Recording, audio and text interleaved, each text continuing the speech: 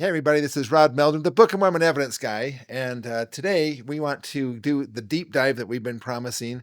Now, not very long ago, we just did a video podcast about the Hill Cumorah, and talked a little bit about my DVD that I did back in 2018, called the Hill Cumorah Verifications and Realistic Archaeological Expectations. And kind of did a deep dive back then. But we're doing additional information that was not on the DVD. Now you can watch the entire DVD on our streaming website. The entire thing is available there, so you can actually go and check it out there. And then you can watch the DVD, or excuse me, the presentation I did, just kind of an overview of the DVD. But right now, I'd like to actually go a little bit more in depth about something I promised we were going to do, which was to talk about the evidences. There's been people who've said that the Hill Cumorah is a clean hill. Whoever said that did not do any research whatsoever before saying that, because it's not a clean hill. It was never a clean hill. In fact, when I say clean hill, meaning there's no archaeological evidence, there's no evidence for major battles or massive battles at the Hill Cumorah. But we want to go through just a little bit to start off with. What exactly does the Book of Mormon account say about the final battle? Want to thank everybody also for joining in here. These deep dives are going to be quite a bit of reading, so I understand, but this is really the only good way to get this information out to people, unless you want to buy the books and so forth. Some of these books they're really ancient. So we're going to be referencing in this episode. Going to be this book. It's an original copy of Antiquities of New York State. This is written published back in 1851. So I have the original book here. I'm not going to use that book though, because we actually had a friend of mine that actually had the technology to be able to take that, and they have a mirror that they stick up inside of the book here. Just open it up about that far, and they put this mirror up in there, and it takes a picture of that, and so you can actually replicate the book in its original format. So this is a copy of that, Antiquities of the State of New York by E.G. Squire, and you can see the hopefully you can see this if I hold this up here. You can see it's in the original fonts and everything. It's literally a reproduction or a copy of that. This book is available on our website in the bookstore. Just look at the bookstore at bookofmormonevidence.org, and you can find this book. But we're going to be referencing this book quite a bit. But first off, I want to go into the scriptures, and there's some really fascinating things in regard to this final battle. Now, we know that Mormon and Moroni were both involved in this, and I wanted to start off with a little bit. Now, we know that there's a difference between a war and a battle. Basically, a war is the overarching conflict between two sides. Okay, a battle is individual skirmishes that happened. That the totality of all those battles equals the war. Okay, and so we need to make an understanding of that when they're talking about a battle in the Book of Mormon, like the battle at Cumorah, that was only one of numerous other battles that make up the entirety of the final war between the Lamanites and the Nephites in the Book of Mormon. So what does it say about the war, and what does it tell you about these battles? Well, actually, if we go to Mormon chapter 1, I'm just going to read this real quick. In verse 10, it says, "Now it came to pass that the war began to be among them in the borders of Zarahemla by the waters of Sidon." So we know where Zarahemla is, again, according to the Heartland research. It's across the river from Nauvoo. And of course, if you know about the section 125 of the Doctrine and Covenants, where the Lord tells Joseph Smith to build up a city on the land opposite of the city of Nauvoo, so in Iowa, across the river, and call it Zarahemla. And that revelation was the very first time, we know from church history, that was the very first time that the word Zarahemla was used in conjunction with that area across the river. It's been verified by journal authorities and so forth that is the case. Later, people added the word Zarahemla into later things because at that point it had been established that was Zarahemla. In fact, the very first stake of the church was actually the Zarahemla stake over there in Iowa. and they had what they called the half-breed tract, which was a large parcel of land, several thousands of acres, that were purchased by the saints, and that was actually bigger than the area around Nauvoo area. And so Zarahemla was, anyway, we've talked about Zarahemla on lots of different other podcasts, and so we won't go into that right now. But I wanted to just share with you just a little bit of additional information. Here we have, now Mormon was born basically in 310 AD. How do we know that? Because he turned 16 years old in Mormon 2. So this is chapter 2. And he says, basically, he turned 16 years. This is chapter 2, verse 2. Therefore, it came to pass that in my 16th year I did go forth at the head of the army of the Nephites against the Lamanites. Therefore, 326 years had passed away. So in 326 AD, Mormon is 16 years old, which tells you that he was born in 310. I'm going to tell you this is important because you're going to see how this progresses as Mormon gets older and older. Then you have in 327 AD, you have the Nephites retreat to the north countries. That's in verse 3. And it came to pass that in the 327th year, the Lamanites did come upon us with exceedingly great power, insomuch that they did frighten my armies, therefore they would not fight, and they began to retreat towards the north countries. So from Zarahemla, they were retreating towards the north country. So that would be basically going through Illinois and possibly up into Ohio, and from Ohio further up into New York. But they were retreating towards the north countries, and it says countries with an S, so that sounds like there's maybe more than one. So there's a narrow neck of land, and if that's between the Great Black Swamp and the Grand Kankakee Marsh, that would be northern, going up into even Indiana, and then up into Michigan. So there's countries. It's a plural. Okay, and then we get to let's see. There's a treaty that they make in 350 AD. So that was almost 20 years later. This is chapter 2, verse 28. Just looking at my notes here. So 28, and the 349th year had passed away, and in the 350th year we made a treaty with the Lamanites and the robbers of Gadianton, in which we did get the lands of our inheritance divided. And the Lamanites did give us all the land, northward, and even to the narrow passage, which led into the land southward, and we did give unto the Lamanites all the land southward. So the Nephites are pretty much up in this northern area, up in the Great Lakes area, probably around Lake Erie and Lake Ontario. And by the way, I misspoke in my earlier the first video of the series. I talked about the Hill Cumorah being next in Lake Erie. It's Lake Ontario, not Lake Erie. So I just had sometimes I get Kirtland and Palmyra, and Kirtland has Lake Erie above it, and then Kirtland or Palmyra has Lake Ontario above it. Anyway, so we have this treaty with the Lamanites that's going on about 350 AD. That talks about that they came with 30,000 men. Okay, that was in the Lamanites come again, and this is in 360. This is now the Lamanites come again. Mormon is now 50. Let's see, is it 50? Yeah, 50 years old. So it's 360. He's now 50 years old when the Lamanites come again to that. Then you have Mormon goes to the Hill Shim to get the records, and at this point it's 375 AD. Okay, then in 384 AD, Mormon gathers his people to Cumorah. So he is now 74 years old, and this is when we get to Mormon chapter 8 here, or let's see, chapter 6, excuse me. And he says, "And now I finish my record concerning the destruction of the people, my people, the Nephites. And it came to pass that we did march forth before the Lamanites." Now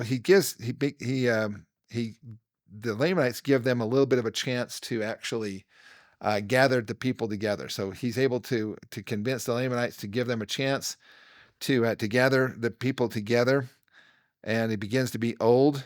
Okay, so that is let me see. And it came to pass that this is Mormon chapter 6, verse 3. And it came to pass that the king of the Lamanites did grant unto me the thing which I desired.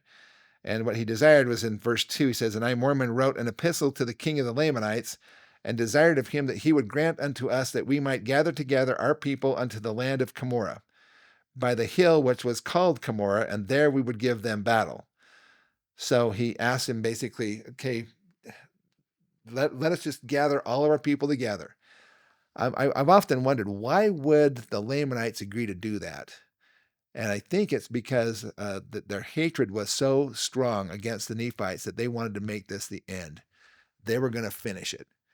They wanted to have all of the people gathered together so they could just have it all end at one time and stop this skirmish here and battle there and battle here and battle there and just finish the whole thing. They believed that they had so many warriors and so many men that there was no way the Nephites were going to win. And that's actually what Mormon and Moroni both tell us, is that they had gotten to the point where they knew it was a hopeless cause. There's no way the Nephites are going to win. They have rejected God. They have turned their backs on God too many times, and they won't even repent. Even though when they get beat, they're he says that they're the sorrow of the damned. They're sorrowful, but they're not sorry to repentance. They're sorry just because they're in this awful situation, but they won't change their ways. Okay, so that goes into Mormon chapter 6, and we just talked about verse 2. He wrote this epistle to the Lamanites, desired him again to us that we might gather together a people to Cumorah. And it came to pass that the king of the Lamanites did grant unto me the thing which I desired. So then chapter 6, verse 4, and it came to pass that we did march forth to the land of Cumorah. We did pitch our tents round about the hill Cumorah, and it was in a land of many waters, rivers, and fountains. Now, a couple of things that we can glean from this information. First off, they marched forth to the land of Cumorah, and they pitched their tents. This means that they weren't bringing, their homes. They weren't taking their trailers and their mobile homes and their RVs. They were living in tents at the time. And that's really important, because tents was actually, it's such a, throughout the entire Book of Mormon, people lived in tents. It was a normal thing from when they were left Jerusalem and went down into the wilderness and to the land bountiful. They lived in tents. When they got here to America, they lived in tents. You have a situation where you have King Benjamin, and all the families had their tents with the face thereof towards, so they could hear his speech. Tents were ubiquitous throughout the entire Book of Mormon. In fact, I think we could say that these tents were something that were used throughout the entire Book of Mormon saga.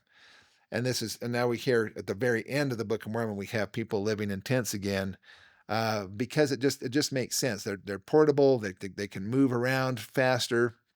They're not as heavy. They can get protection that they need to from the tents. And so I just wanted to point out that they're living in tents here. So they're not building homes and structures. So we're not going to expect to see homes and structures and stone buildings and so forth like that. But they are there, and it says, and they hope to gain an advantage over the Lamanites. What advantage is it to be up there? Well, the only thing would be really an advantage is to throw up some defenses, to throw up some things that would try to slow down the Lamanites as they came up there. Now, verse 5, it says, and when 384 years had passed away, we had gathered in all the remainder of our people unto the land of Cumorah. So this is 384 years, 384. So in 384, Mormon gathers his people at Cumorah. He is now how old? He's 74 years old. He is an old warrior. Okay, he's watched this ongoing, these battles and so forth, and he's now getting to that point. And then so he says, and it came to pass, we had gathered in all of our people to Cumorah. He says, I, Mormon, began to be old. And that's, you can see it. I mean, I didn't realize how old he was. I was thinking he's maybe in his 40s or 50s for a long time. And then I realized that when you do the math on the years, he's 74 years old at this point in time. And he says, and having been commanded of the Lord that I should not suffer the records which have been handed down by my fathers, which are sacred, to fall into the hands of the Lamanites, for the Lamanites would destroy them, which brings about another thing that Jonathan Neville brought out, and that is that the Lamanites were absolutely determined to erase any existence of the Nephites. They destroyed anything that had any written information on it, and they were after these plates, which is interesting when you consider in Mesoamerica, the Mayan civilization, they have writings on almost every building. If the Lamanites were determined to destroy the Nephites, and if the Nephites built those ruins down in Central America, why do they still have writing all over them? The Lamanites were determined to destroy the writings of the Nephites. So it just proves again that in Central America that those had nothing to do with the Nephites whatsoever. There's no Nephites down in Central America and Mesoamerica.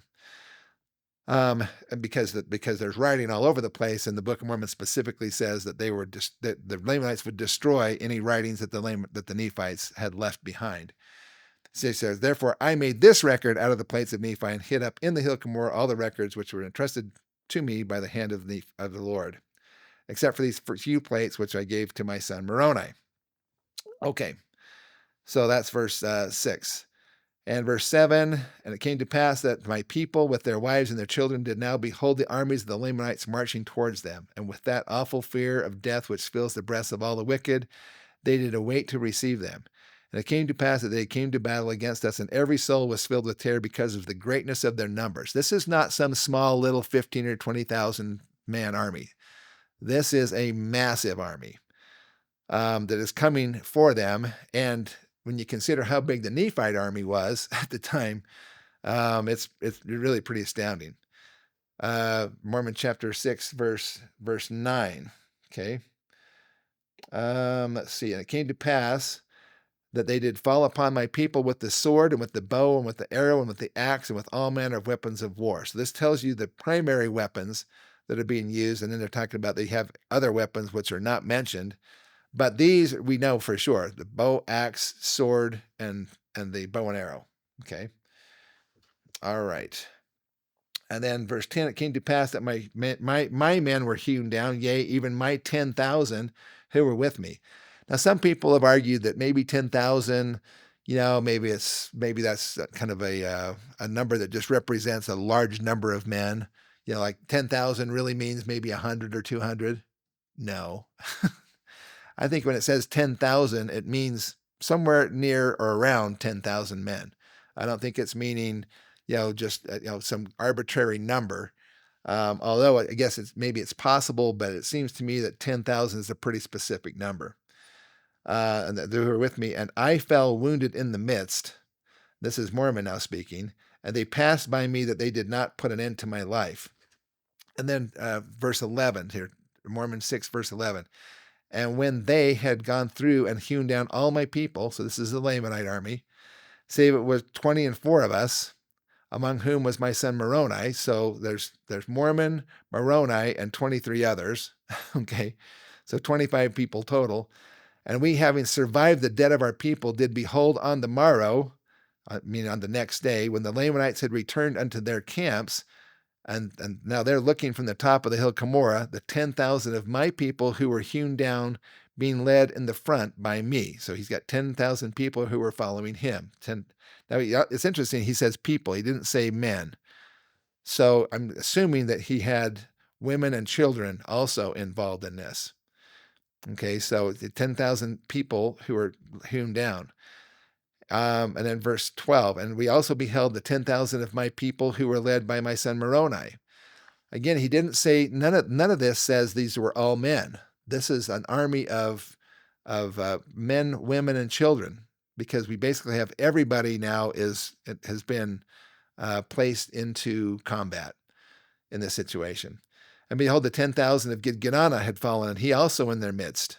Okay, so that's that. So you have Mormon, and you have Moroni and his 10,000, and Gidgiddonah and his 10,000, and Lama, Gilgal, Limha, Jenim, Cumanaiha, Moronaiha, Antonium, Shiblon, Shem, and Josh had fallen with their 10,000 each. So that's pretty clear. 10,000 each, and there's 1, 2, 3, 4, 5, 6, 7, 8, 9, 10 of them. So that makes now 13. And it came to pass that there were 10 more who did fall by the sword with their 10,000 each. So that's 23. So 23 times 10,000 each is 230,000 people. They're not just the men, they're the people. So I'm guessing this is men, women, and children in this particular case. And then verse 15, and even all my people, save it was those 20 and 4 who were with me, and also a few who had escaped into the south countries, and a few had deserted over unto the Lamanites, had fallen, and their flesh and bones and blood lay upon the face of the earth, being left by the hands of those who slew them, to molder upon the land and to crumble and to return to Mother Earth. Okay, so that is what we're talking about. This is a war of extermination. Let me ask a question. What evidence is there then in and around the Hill Cumorah in New York for wars of extermination back in the times of the Book of Mormon? That's what I want to talk to you in depth about tonight. So as a reference, we're going to use the book that I showed you earlier on. It's called Antiquities of the State of New York, okay, by E.G. Squire. And this is the modern copy that you can get a hold of here, okay? And then the other book is one that's called here.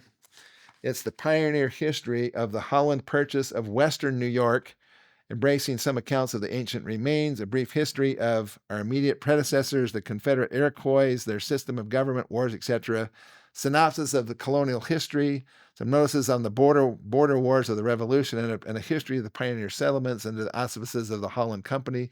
That's why it was called the Holland Purchase. But the Holland Purchase was Western New York. And it talks about the Erie Canal, and this is by O. Turner. And this is published in Buffalo, New York in 1849. So I want to read for you a couple of excerpts of this. People, it's so interesting. We had Scripture Central actually had a video recently where they quote from some LDS guy that basically went out to New York and apparently must have spent a couple of hours looking around and then decided that the Hill Cumorah is a clean hill. You tell me what you think. Okay, you're going to believe this one guy who goes out there, and who knows how long he spent out there. Maybe he spent a couple of weeks, who knows, but he must not have spent very much time actually doing research, because it's not a clean hill area. Let me explain. You have the Greater War. The war started at Zarahemla, which is clear out in basically Illinois area. And then they moved into the North Countries, and then finally Mormon is allowed to get all the people together at the land of Cumorah.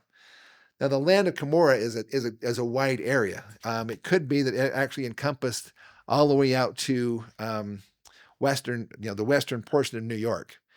Really, not really much anything east of New York, not very much, but there are some things there, but not too much. Now, the interesting things about it is if you take a look at the earthworks that you find in Ohio, the Newark earthwork complex, and those in the Paint River Valley, with the Sight Mound complex and all of the other Hopewell and all these other complexes, they are just astounding, huge complexes with perfectly formed circles and squares and octagons and so forth. But here in New York, it's a whole different story. Now, I want to share with you in this Antiquities of the State of New York, okay, it goes in, and I'm just going to point out here in the table of contents here, and this is just right in the very beginning here.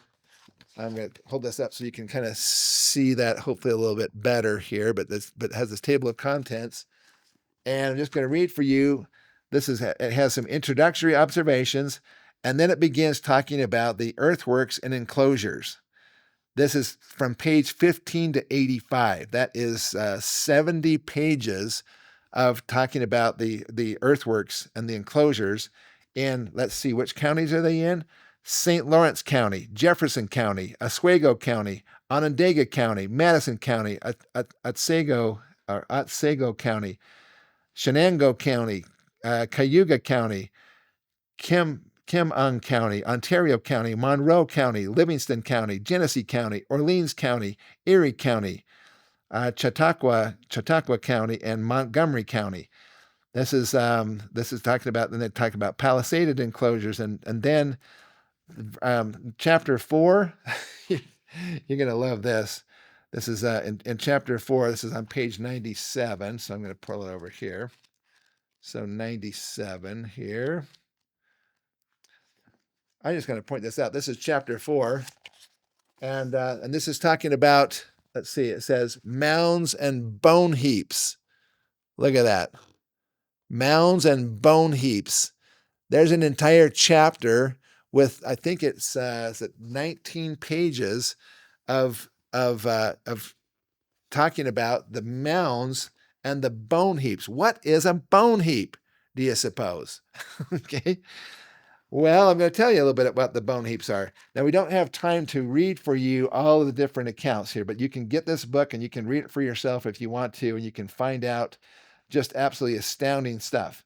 I actually just put some excerpts, but before we get into that, I just want to breeze through a couple of things in this book. Each one of these counties that you see has a survey of the mounds that are in that county, and it's not an extensive survey. It's just some of the mounds. They just are giving you some examples of some mounds. So ancient works, okay. That there's basically, as you go through, about every 3 or 4 pages, there's another ancient works in here. These are all the palisaded enclosures. This is other works in here. These are all the surveys that were being done back in the 1800s, about the same time as Joseph Smith was running for office. They were doing these surveys. You can see these circular things with a ditch and an earth bank, just like is described in the Book of Mormon here. But notice how small they are, and they're kind of odd shaped. They're not perfect circles. They're not octagons. They're not squares. They're just kind of thrown up quickly, very rude in their form. You can see some of these earthworks here. They take into account like bluffs and rivers and things to kind of take up one side, and then they just have these earth embankments. So these are different counties that these are found in. But see the odd shape here, they're kind of more just they're not really well defined as far as their they're not like circles and squares and so forth, like I mentioned before. So anyway, this just shows you some of the different enclosures and things that are different counties. So they're going to each different county and just showing you a couple of examples from that county.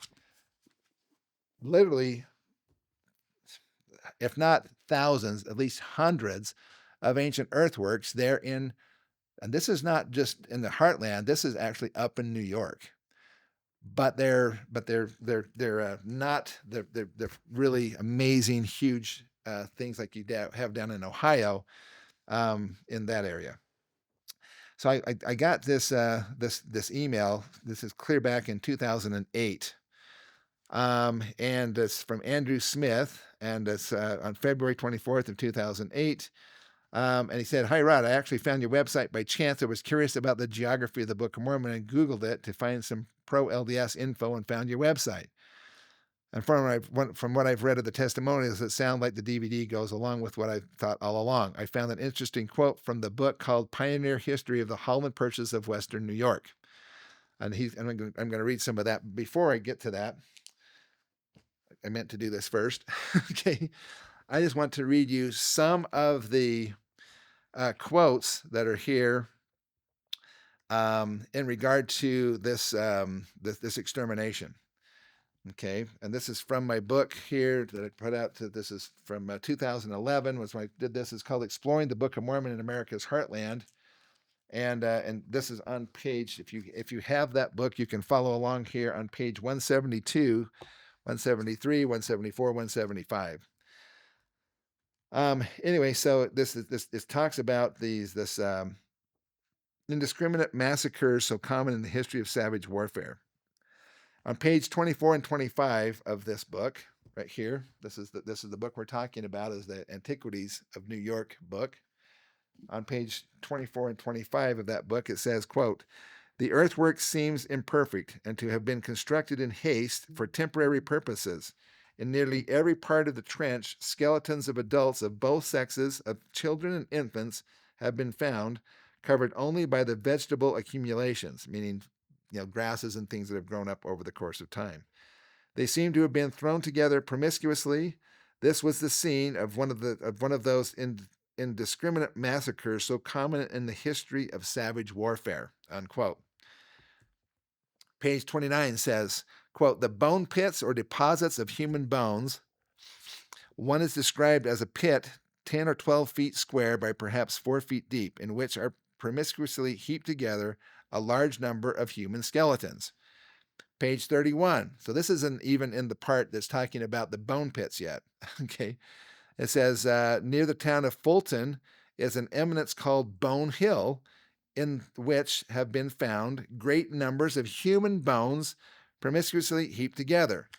So these are all in Western New York. It appears that there was a whole bunch of skirmishes and battles that were happening all up through this area, and then with the final battle happening at Cumorah.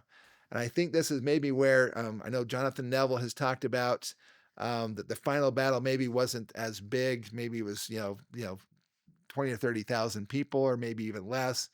I don't see that as far as that's concerned, but it could be that when Mormon was talking about the 23 individuals with 10,000 each, people in their particular, platoon or detachment or whatever you want to call it, that all of them may have died in the war, meaning that throughout the entire war, everybody. I get the impression that they all died in the final battle, but anyway. But the bottom line is, here we have all these bone pits. Now, in the DVD and in the previous video, I was talking about how the people were left, both the Jaredites and the Nephites, those people who were killed were just left on the surface of the earth.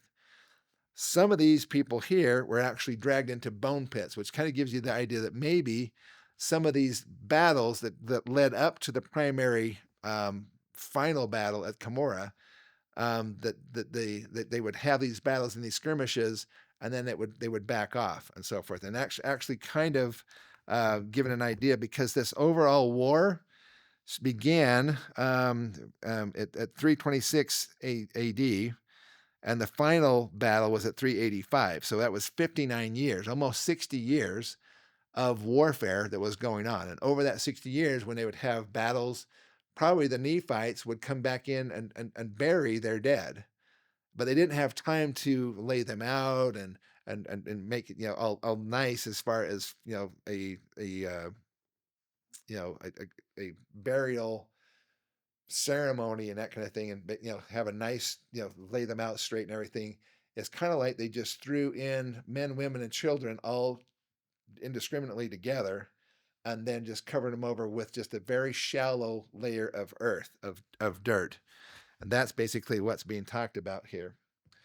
So you have page 47 and 48. A mound in Green Township was excavated, having, quote, great numbers of human bones, unquote. And beneath them, at a greater depth, others were found that had been burned. The skeletons were found lying without order, and so much decayed as to crumble on exposure to the air. 260 arrowheads and 2-inch diameter and a 2-inch diameter silver ring and stone chisels were found at this site. So they had silver. Okay. Page 66. It was called Bone Fort for the circumstance that the early settlers found within it a mound 6 feet in height and 30 feet at the base, which was entirely made up of human bones, slightly covered with earth.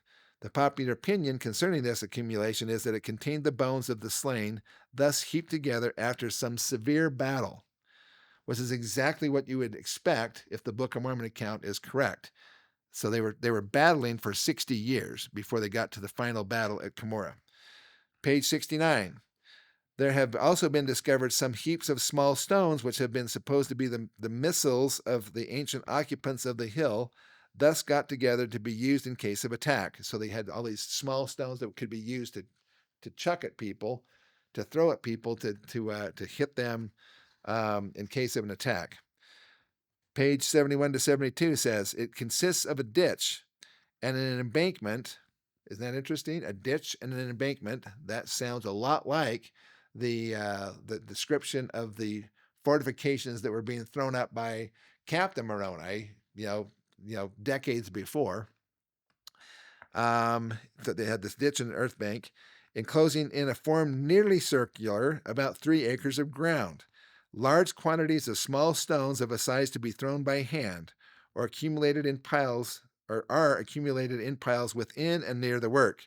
Here too are many arrowheads of flint, stone axes, fragments of pottery, and an immense number of skeletons have been found, as some of the skulls appear to have been broken by clubs or tomahawks. Is it not probable that this was the site of some great battle? Again, all this is in western New York.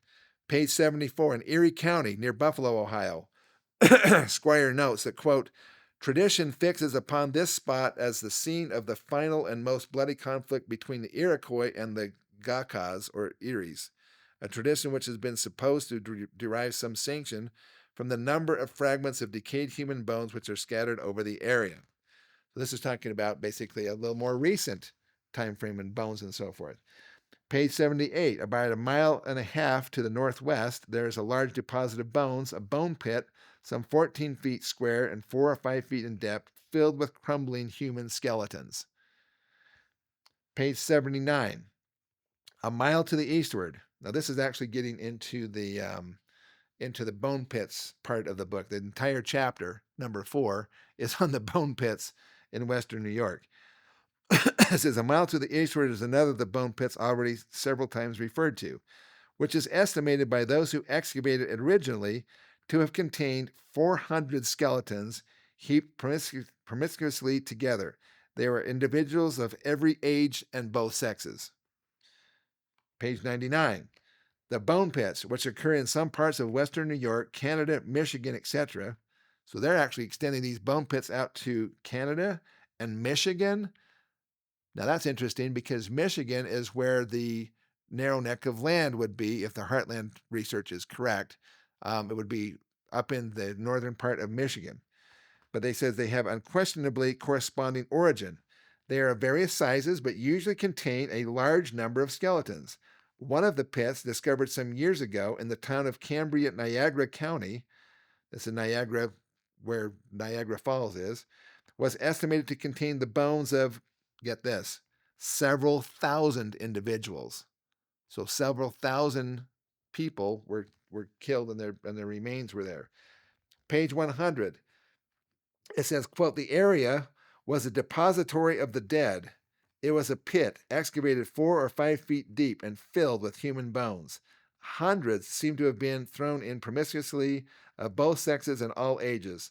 Numerous bits of arrow points were found among the bones and in the vicinity. So these were arrowheads that were found among the bones. And obviously, this is what caused their death, was these arrowheads that were in there. Page 103. Among them was a few fetal bones.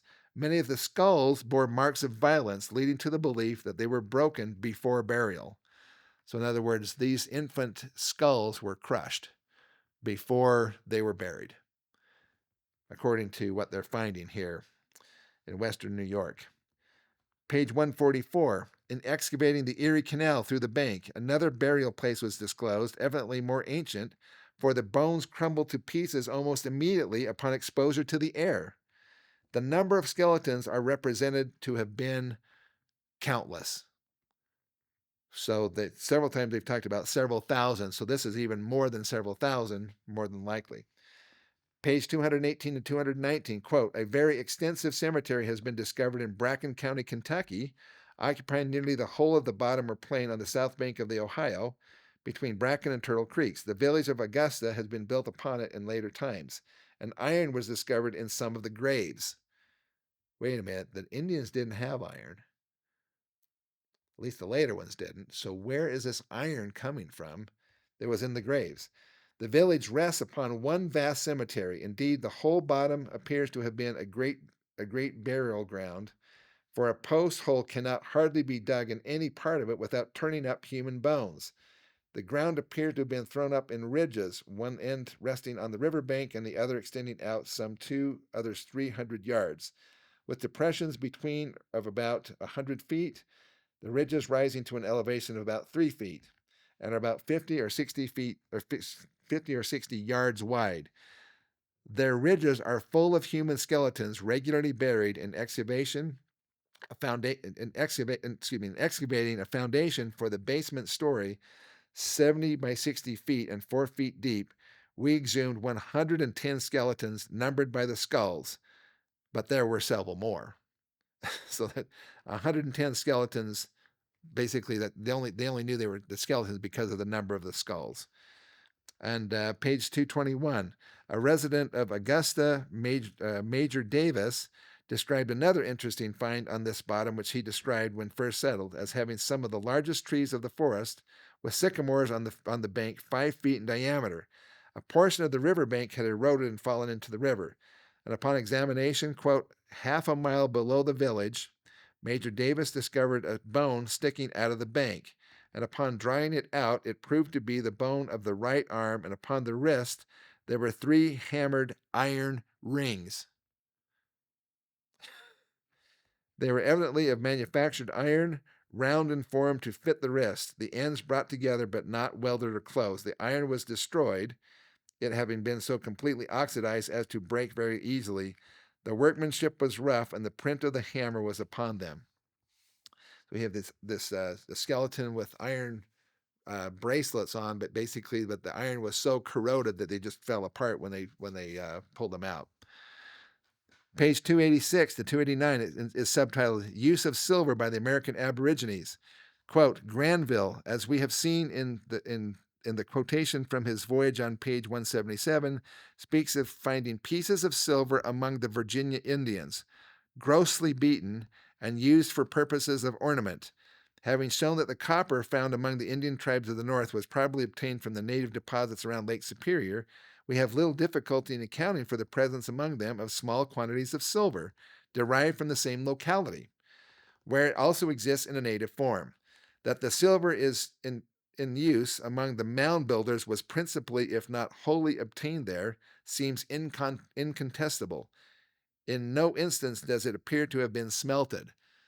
So they're talking about they find copper and silver.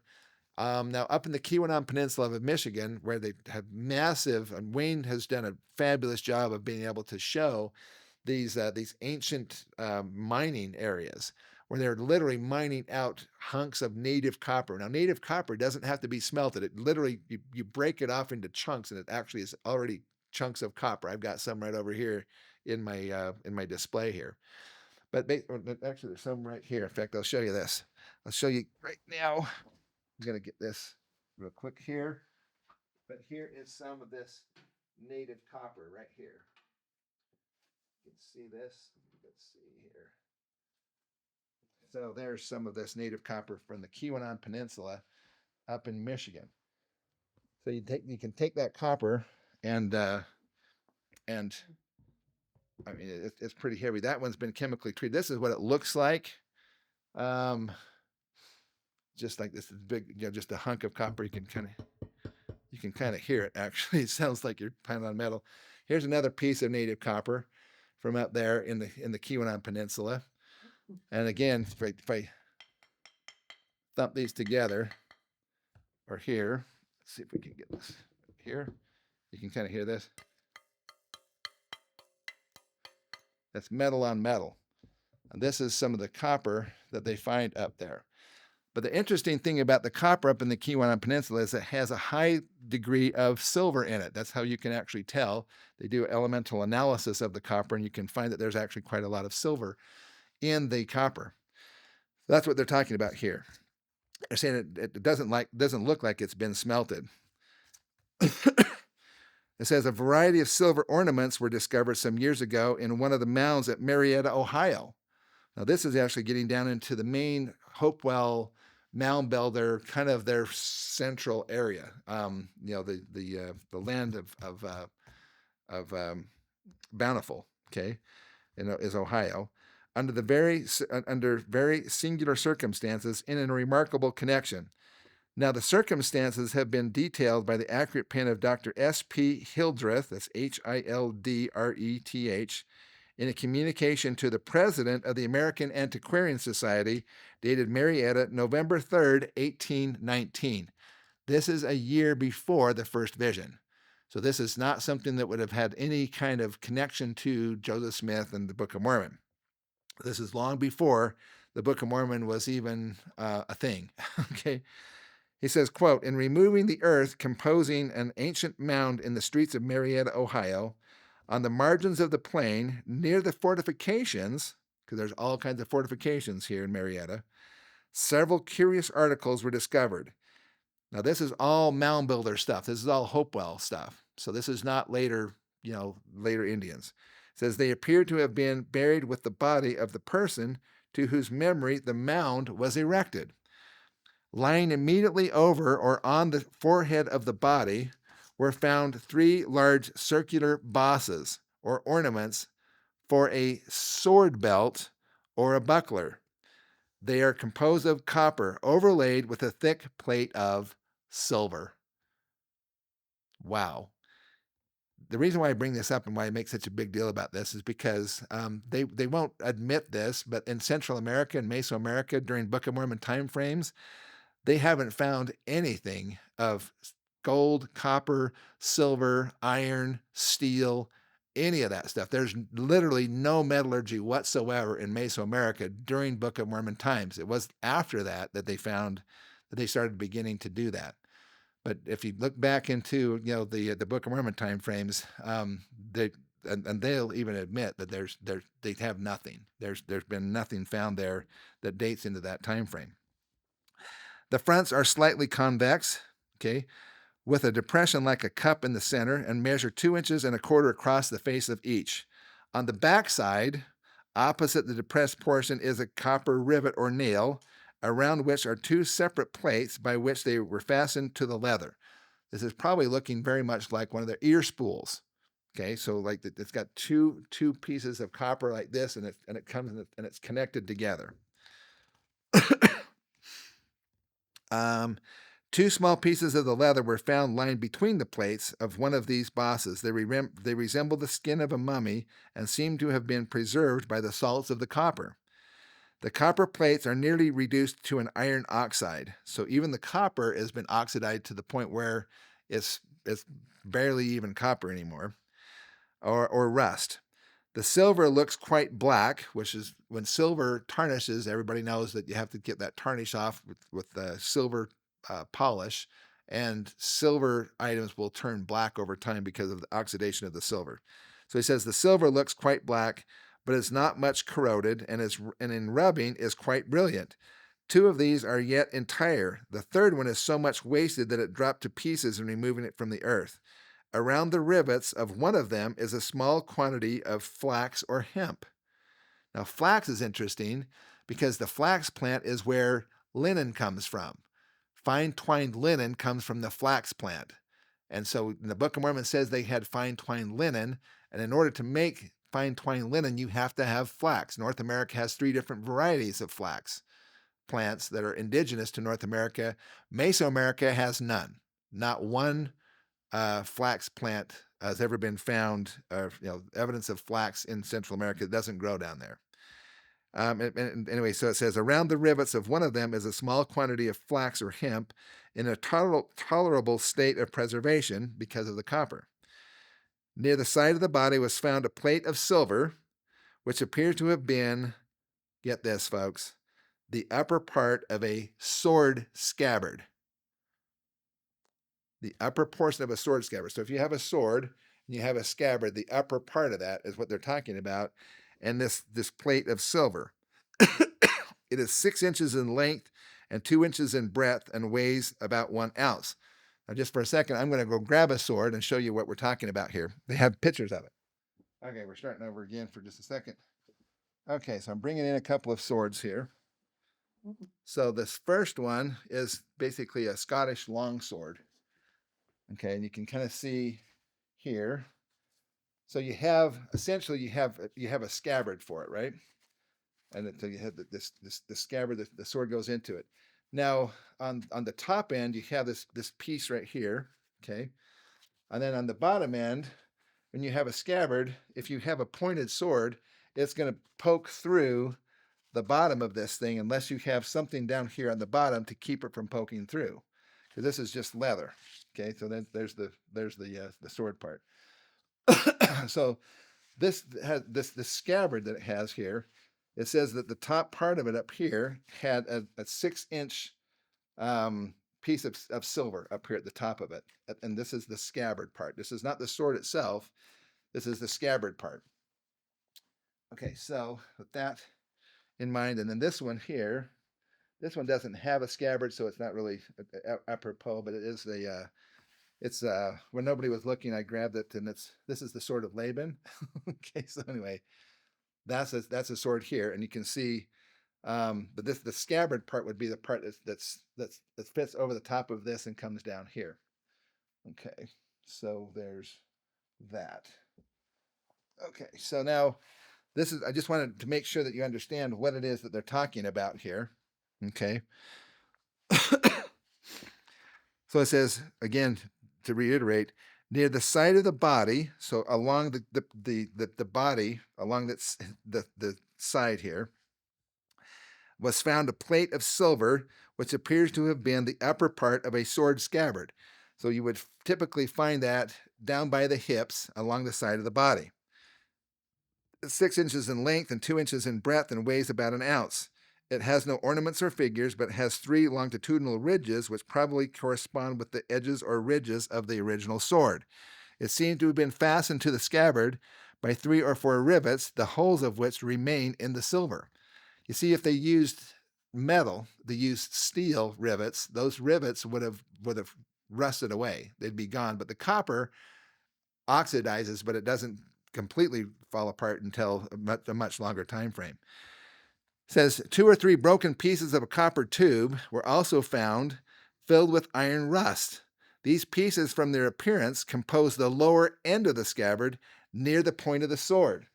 So basically, again, they're talking about that near the end of the sword, at the point of it, there was a couple of pieces of copper there. Okay, and it's a copper tube, so there's this, that would be hollow on the inside that makes it a tube. And it says 2 or 3 broken pieces of these tubes were found filled with iron rust. So they were copper, but they were filled with iron rust, which means it was a steel sword. And so that's a little bit about that.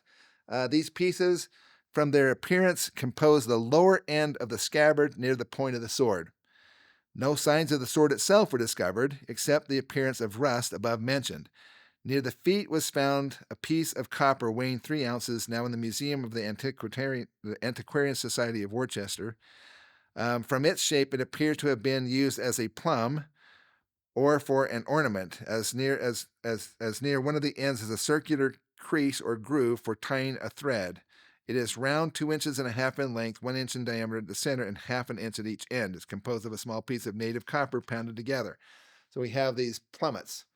It's basically like what they said, a plumb bob, essentially is what it is. And you can actually put a string on it, wrap it around it, and it would tell you where vertical is. And I actually have a couple of those myself. I'm going to grab those. Just hang on 1 second. Okay, so I'm bringing back some of my own artifacts here, but let's see. So, for example, here, this is a copper spearhead or point. This is some native copper, and on the ends of it, on all of the ends of this copper, is silver. You can see that. Hold that up so you can see it, but you can see the silver there. And then right here at the bottom of this is a stone plumb bob. It has a little ridge at the top. You can tie a string around it, and then you hold it down, and it would basically hang like this. And then it would show you where vertical is. Real important, if you're going to build walls, you need to have them straight. You need to have them directly perpendicular to the gravity of the earth. And so this is a way that you can always tell what that is. So here is a plumb bob, just like what they're talking about here in this book. Okay, now to finish this off real quick here. So it says this is from Antiquities of New York. Okay, this is the book right here again that we're talking about. Now we're talking about still this particular book. It says on page 288, and in the cracks between the pieces are stuck several pieces of silver, one near the size of a half dime, a piece of red ochre or paint, and a piece of iron ore or hematite, which had the appearance of having been partially vitrified or polished, was also found. So they found iron ore, a piece of red ochre, and red ochre we know was a sacred stone for the Hopewell mound builder people. Many of their artifacts were made out of red ochre, and so that's again showing that this is the mound builder people that had this silver and so forth. It says at the time of opening it, that is the mound, the height was 6 feet and diameter between 30 and 40 feet. It has every appearance of being as old as any in the neighborhood, and was at the first settlement of Marietta, covered with large trees. It seemed to have been made for this single personages, as the remains of only one skeleton were discovered. The bones were much decayed, and many of them crumbled to dust upon exposure to the air. Engravings on the silver-plated discs, and also of the embossed silver plate, supposed by Dr. Hildreth to have been a sword ornament, are herewith presented. These articles have been critically examined, and it is beyond doubt that the copper bosses are absolutely plated and not simply overlaid with silver. This is a major technological difference between taking a piece of copper and then taking silver and pounding it flat and then rolling it over the silver. They said basically this. Let's see. Between the copper and the silver exists a connection such as it seems to me could only be produced by heat.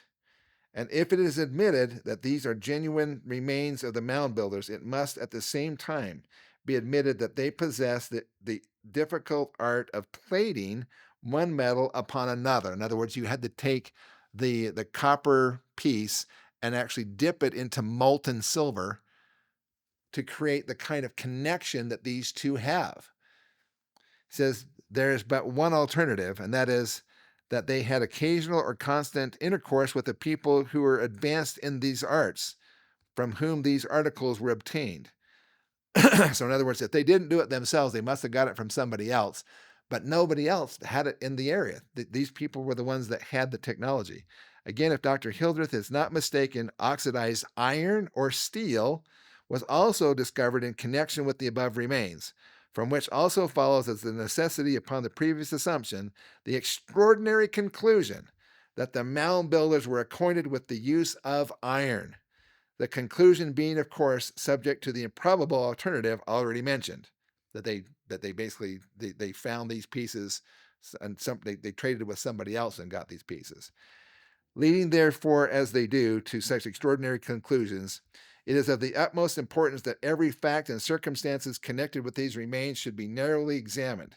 If there is a reasonable way of accounting for their presence under the circumstances above described without involving us in these conclusions, unsustained as they are by collateral facts, we are justified upon every recognized rule of evidence in adopting it as the nearest approximation to the truth. In other words, what they're saying, the truth is these people had copper. They had the copper and they put it into molten silver. They actually had the ability to plate the metal onto each other. This is all found in a Hopewell mound in Marietta, Ohio, right in the middle of Hopewell Central, if you will. And this is all documented information here. And it's just to me, it's astounding. This is actually some line drawings of the copper. This is the copper sword scabbard. The top of the sword scabbard is right here. And also the two bosses that were covered with silver. So there we go. So metalworking, metallurgy, exactly as the Book of Mormon is describing, copper and silver and so forth.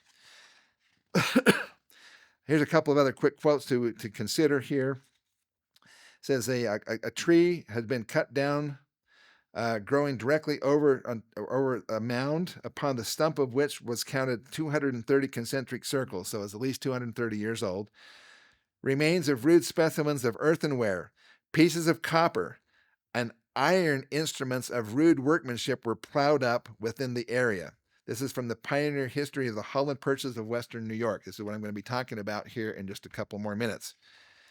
John Rogan of the Smithsonian Institution's Bureau of Ethnology excavated a mound near Peoria, Illinois, in 1883 and discovered 10 stone boxes containing several containing a single skeleton and, quote, a thin copper plate ornamented with stamped figures. That's from J.W. Powell, Fifth Annual Report of the Bureau of Ethnology, 1883 to 1884, page 98 through 107. We have Dougherty's Mound on the west side of the Kissimmee River, okay, in Florida, 4 miles northwest of Fort Bassinger.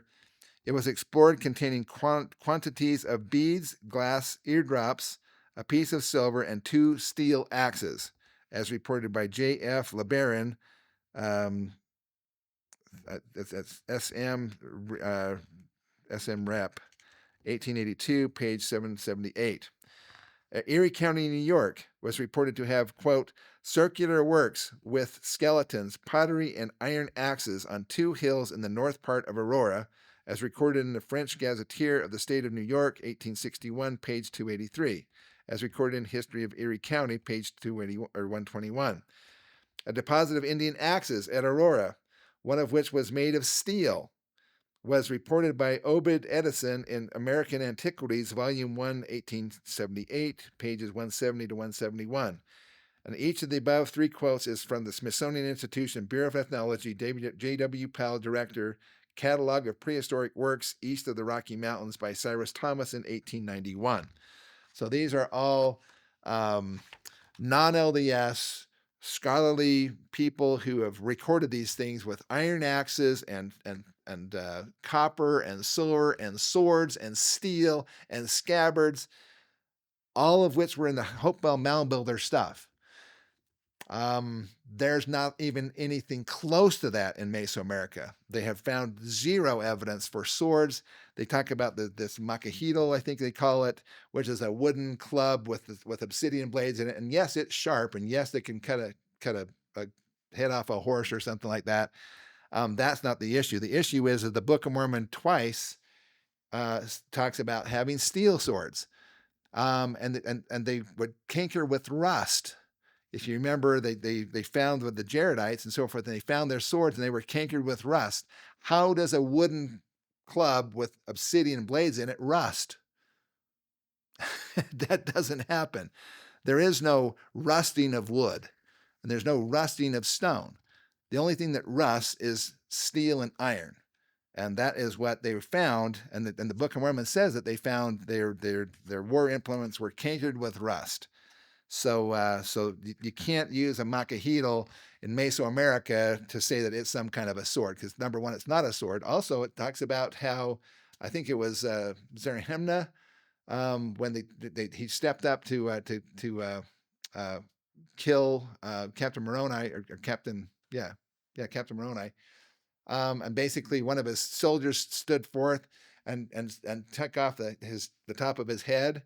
His scalp, basically he was scalped, which is another interesting thing that Native Americans, that was a thing that with them is scalping, and that's mentioned in the Book of Mormon. And he says he placed it on the point of his sword. A macahital doesn't have a point. It has blades sticking out of the sides. There's no point. And you can't, how do you put a macahital into a scabbard? You can't draw a macahital out of a scabbard. There's no scabbard because the edges of the blades would tear everything up. So it's just carried around like a club.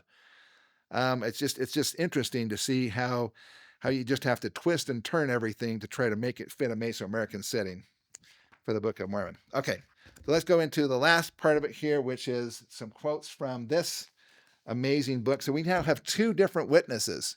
A double witness of the extermination of the Nephites up in New York. So this is again the pioneer history of the Holland purchase of Western New York. Okay, and by O. Turner, and it's in 1849. So hopefully you can see that, and I think Brill's got a picture of that so you can see it. Now this is one of the quotes that comes from the book. This came from an earlier page, so I don't have that page, but anyway. This is from Andrew Smith. He says, "Hi, Rod. I actually found your website by chance. I was curious about the geography of the Book of Mormon and Googled it to find some pro-LDS info and found your website. From what I read of the testimonials, it sounds like the DVD goes along with what I've thought all along!" Exclamation point. He says, "I found an interesting quote from the book called Pioneer History of the Holland Purchase of Western New York, embracing some account of the ancient remains and the history of the pioneer settlements under the auspices of the Holland Company. including reminiscences of the War of 1812, the origin, progress, and completion of the Erie Canal, etc., etc., written by Erasmus Turner. Here's a quote from the book.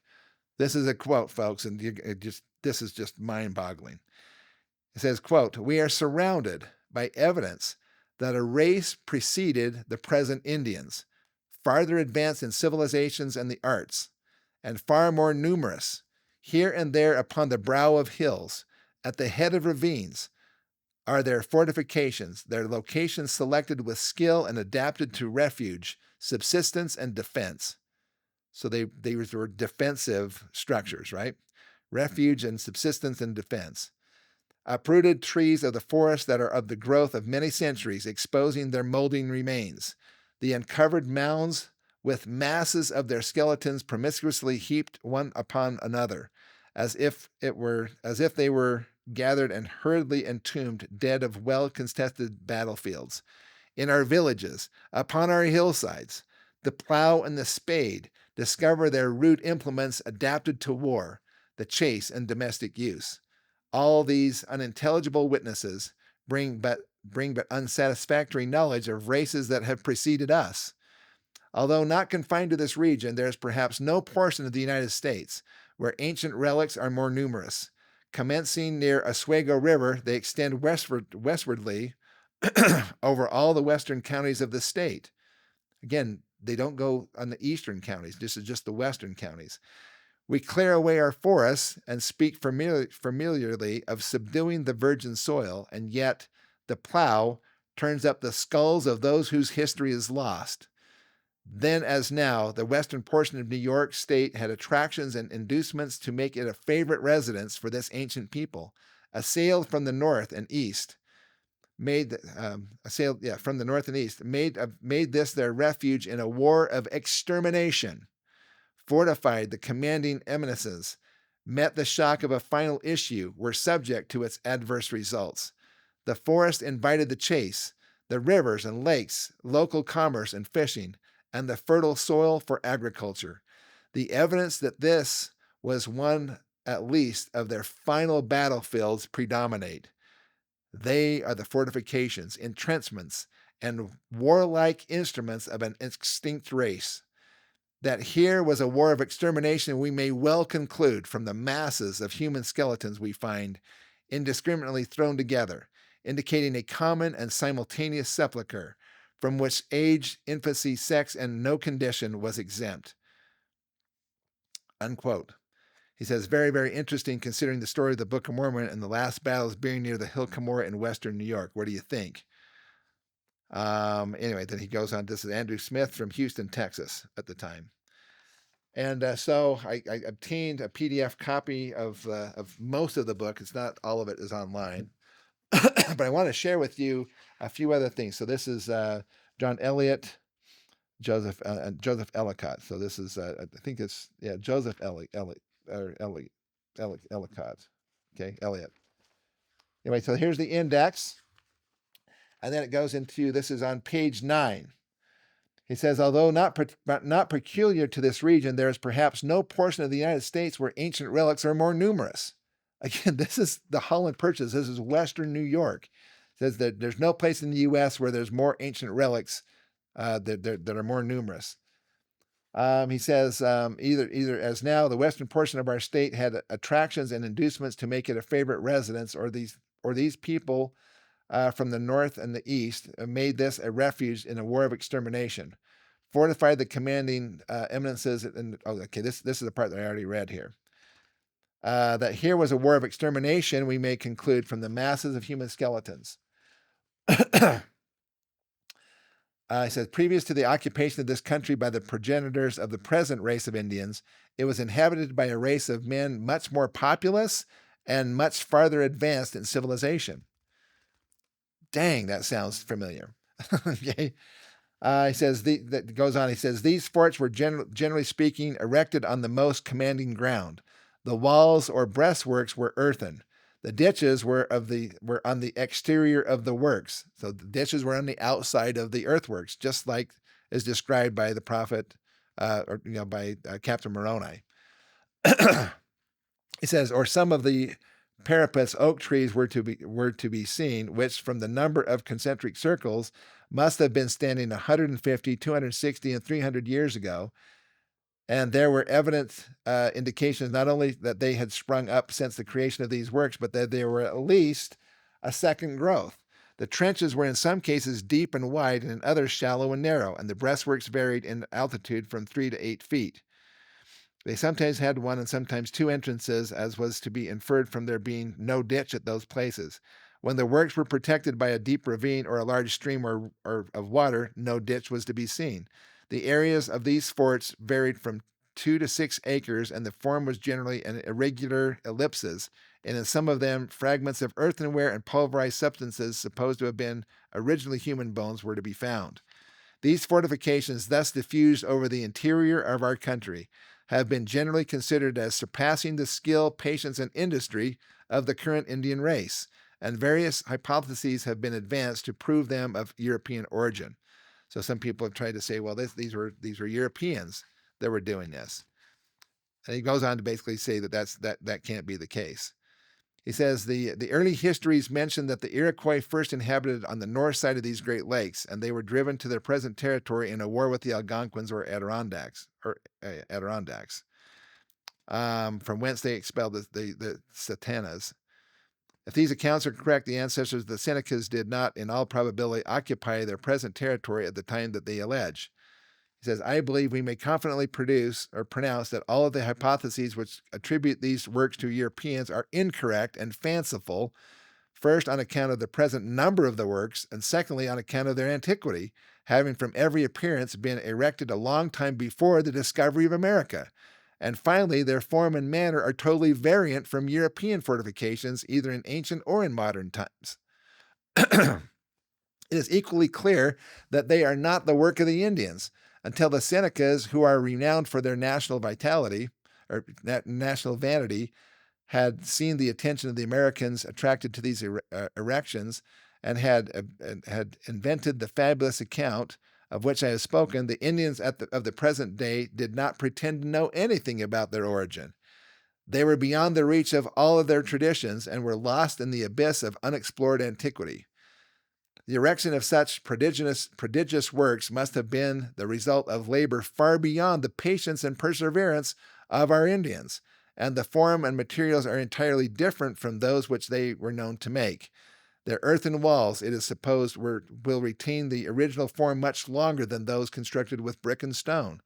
They have undoubtedly been greatly diminished by the washing away of the earth, the filling up of the interior, and the accumulation of fresh soil, yet their firmness and solidity indicate them to have been work of remote age. Add to this that the Indians have never practiced the mode of fortifying by entrenchments. Their villages or castles were protected by palisades, which afford a sufficient defense against Indian weapons. When Cartier went to Hochelaga, now Montreal, in 1535, he discovered a town on the Iroquois or Hurons containing about 50 huts. It was encompassed with 3 lines of palisades, through which was one entrance, well secured with stakes and bars. On the inside was a rampart of timber to which were ascents by ladders, and heaps of stones were laid in proper places to cast at an enemy. Charlemagne and other writers agree in representing the Indian fortresses as fabricated with wood. Such also were the forts of Sasakas, the great chief of the Pequots, and the principal fortress of the Narragansetts was on an island in a swamp of 5 or 6 acres of rising land, the sides which made the palisades set upright, encompassed by a hedge of a rod in thickness. Okay. Anyway, so, whew, there's a lot here. But the bottom line, let's see. Then they talk about how the Great Lakes were about 30 to 50 feet higher anciently, because of ridges and so forth, and how they found no Native American encampments and things unless they got 50 feet higher than the current level that it is right now. And so they go into all that. And then a great part of North America was then inhabited by populous nations who had made considerable advances in civilizations, page 24. These numerous works could never have been supplied with provisions without the aid of agriculture, nor could they have been constructed without the use of iron or copper, and without a perseverance, labor, and design which demonstrate considerable progress in the arts of civilized life. A learned writer has said, I perceive no reason why the Asiatic North might not have been an officia verorum as well as the European. Anyway, availing themselves of this period of tranquility, they would devote themselves to the arts of peace, making rapid progress in civilization and acquire an immense population. We're talking about a huge population here. In course of time, discord and war would rage among them and compel the establishment of places of security. At last, they became alarmed by the by the eruption of a horde of barbarians who rushed like an overwhelming flood from the north of Asia. All right. Anyway, so then they just talked about the fortifications of which we have treated are only remaining monuments of these ancient and exterminated nations. So it just goes on. This is okay, last part here. He says the author, having been one of a party that made a thorough examination of the spot soon after its first discovery in 1823. This is just 3 years after the first vision. Joseph Smith was just a lad still. He is enabled from memory and some published accounts of his at the time to state the extent and character of these relics. The location commands a view of Lake Ontario and the surrounding country. An area of about 6 acres of level ground appears to have been occupied, fronting which upon a circular verge of the mountain were distinct remains of a wall. Nearly in the center of the area was a depository of the dead. It was a pit, excavated to 4 or 5 feet deep, filled with human bones, over which were slabs of sandstone. Hundreds seemed to have been thrown in promiscuously of both sexes and all ages. Extreme old age was distinctly identified by toothless jaws and the complete absorption of the alveolar processes, and extreme infancy by the small skulls and incomplete ossification. Numerous barbs or arrow points were found among the bones and in the vicinity. One skull retained the arrow that had pierced it, the aperture it had made on entering being distinctly visible. In the position of the skeletons, there was none of the signs of ordinary Indian burial, but evidences that the bodies were thrown in promiscuously and at the same time. The conjecture might well be indulged that it had been the theater of a sanguinary battle, terminating in favor of the assailants and a general massacre. A thigh bone of unusual length was preserved for a considerable period by a physician of Lockport and excited much curiosity. It had been fractured obliquely. In the absence of any surgical skill or at least any application of it, the bone had strongly reunited, though evidently so as to have left the foot turned out at a nearly right angle. Of course, the natural surfaces of the bone were in contact and not the fractured surfaces, and yet spurs or ligaments were thrown out by nature in its healing process and so firmly knit and interwoven as to form, if not perfect, a firm reunion. It was by no means a finished piece of surgery, but to all appearances had answered a very good purpose. The medical student will think the patient must have possessed all the fortitude and stoicism of his race to have kept his fractured limb in a necessarily fixed position during the long months that the healing process must have been going on, or in the absence of splints and gum elastic bands. A tree had been cut down growing directly over the mound, upon the stump of which was counted 230 concentric circles, and remains of rude specimens of earthenware, pieces of copper, and iron instruments of rude workmanship were plowed up within the area, also charred wood, corn, and cobs. This is just awesome. You can go back to the original source documentation and look at the original histories that were written by people back in the 1800s when Joseph Smith was still alive, on talking about the ancient civilization and the mounds and the fortifications that were all over there, and how they weren't really the sophisticated mounds, that they were smaller mounds that were just indiscriminately thrown together. Masses of bones throughout all of Western New York. This was a war. This was a massive war. Now, it could have been that some of these came on later. Some of these could have been, the Lamanites as they had their wars and skirmishes between themselves. But when these things are 200, 300 years old because of trees that are growing up over the top of them, then it's not talking about the Indians of their day. They're talking about the more ancient people. And you look at the artifacts and the other, the iron instruments. The Native Americans at the time of the discovery of America didn't seem to have iron tools, but yet these more ancient people did, just like the Book of Mormon would describe.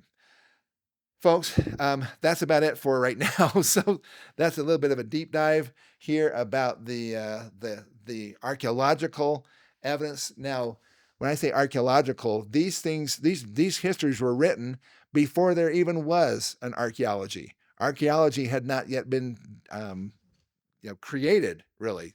The protocols and so forth that go on with archaeology are not something that were being done back at this point in time. That was done later on by the Smithsonian, the Bureau of Ethnology, and so forth, that Stephen Smoot has so amazingly talked about, and how they had an agenda to discount and discredit anything that would give these ancient people the idea that they were as sophisticated as any other civilization on the planet at the time. But yet here we have these early accounts. That's why these accounts are so important, that we be able to get these. If you'd like to get a copy of this Antiquities of the State of New York book, or Ancient Monuments of the Mississippi River Valley, which we also have in our bookstore. I don't have the Pioneer History of the Holland Purchase of Western New York. I think you can find that online though as a PDF. So if you want to do a little bit more of a deep dive yourself and really read all of these books, it is just fascinating. You're going to find so much information and so much evidence that the Book of Mormon is an actual history. And many of these things were written just right around the time of Joseph Smith, before the Book of Mormon had even very many converts that people really knew about it. Some of these are before Joseph Smith had talked about that. So I want to just say, so we've got a couple more deep dives we're going to do. I've got a couple of people here that I'm going to share these experiences with. This is Kathy Burris from up in Oregon, Seattle, Washington. Anyway, she wrote an amazing bit of information here. I'm going to share that with you. I think you're going to be blown away by that. And also Doug Nordgren, who is a friend of mine. Basically, he wrote this to Wayne and I. And I'm going to share that information with you as well. And this has to do with, get this, the Hill Cumorah, okay, and some things that she personally witnessed at the Hill Cumorah, and this other guy also talking about the Hill Cumorah. So, folks, when somebody tells you that there's the western part of New York is clean, that there's no evidence for battles, you have to just almost laugh, because there's either they did absolutely no homework, they didn't do any research, they just went out to the Hill Cumorah, took a quick look around, and basically walked away. But they've been completely ignoring the historical facts, which is that the visitor center there at the Hill Cumorah for years and years, about 30 years, had a barrel full of artifacts that local farmers would come and bring their stuff. I've talked to people who are there in the area. Anybody who has had a farm in the area that dates back into the late 1800s and early 1900s, they all have artifact collections. And I'm going to tell you a little bit about some of that with Kathy Burris when we talk about this on the deep dive with the artifacts that are found in and around the Hill Cumorah. So listen, if you've enjoyed, I know there's been a lot of reading here. My voice is actually kind of going here, so hopefully we can get through this next one here. But if you've enjoyed listening to, actual historical accounts by non-Mormons that verify and show the evidence of the Book of Mormon actually happening as it's been given us in the Book of Mormon, go ahead and hit subscribe. Subscribe to that. That would be fabulous. We're going to put these deep dives also on our streaming website. So if you'd like to be able to watch these without the commercials from YouTube and so forth, then just listen, folks. I mean, it's the price of a burger. It's basically $7 $7.97, I think it is, per month, and you get to access as much as you want on any devices you want. Um, and this is if you get like a year subscription. This is the way that we actually support ourselves. We don't ask for donations typically, although that may be something that happens in the future. We don't know. But right now, I've been able to pretty much just finance this just based on people who are interested in having a bigger education, a bigger knowledge, a greater understanding of the Book of Mormon. And so that's what we're asking. So if you would like to support us, do so by helping yourself. That is by going ahead and subscribing to the website. You can get to the website by bookofmormonevidence.org. Go to bookofmormonevidence.org, scroll down to where it says streaming website and click on that, and you can sign up there. It's just, like I said, it's just the price of a burger per month, and you have all this access to all this amazing information. So no nasty comments and so forth, and there's no commercials and things. It's really worth the price just to be able to see all this information, and you'll be able to see 1,700. I think it's actually 1,800 now. Presentations by experts in all kinds of different fields involving the Book of Mormon. It's a repository of information that has never been assembled like this before. If you're not on our streaming website, you're really not being informed very well as far as this Book of Mormon research. So please take advantage of that. We thank you for that. Thank you for your support in doing that. And we'll see you next time.